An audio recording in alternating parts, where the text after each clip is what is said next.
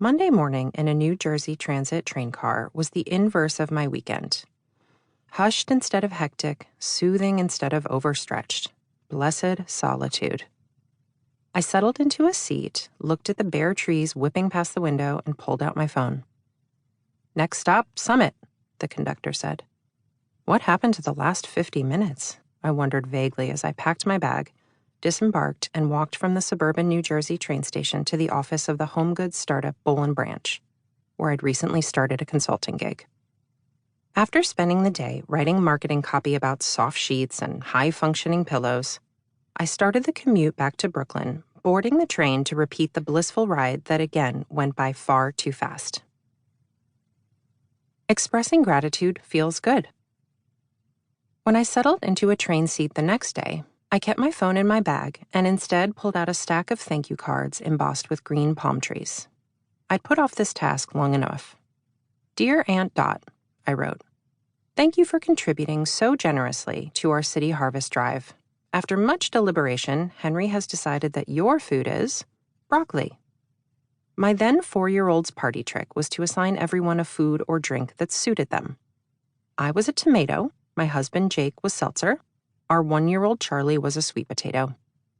I'd promised Henry-enhanced thank you notes as an incentive to City Harvest fundraiser donors the previous month, in December, and we raised more than $4,000.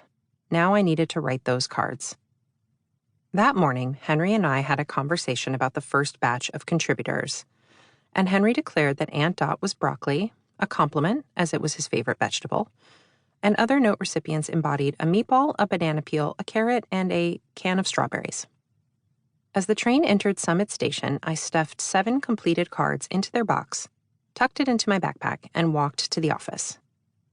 It was a crisp, snowy day. The sky was a saturated blue, the snow a sparkly white.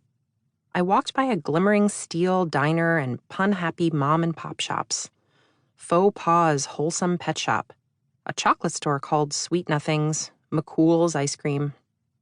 I ordered a latte at the cozy Boxwood coffee shop, humming the Gilmore Girls theme song. That's what this town reminded me of, I realized. The show's idyllic Stars Hollow.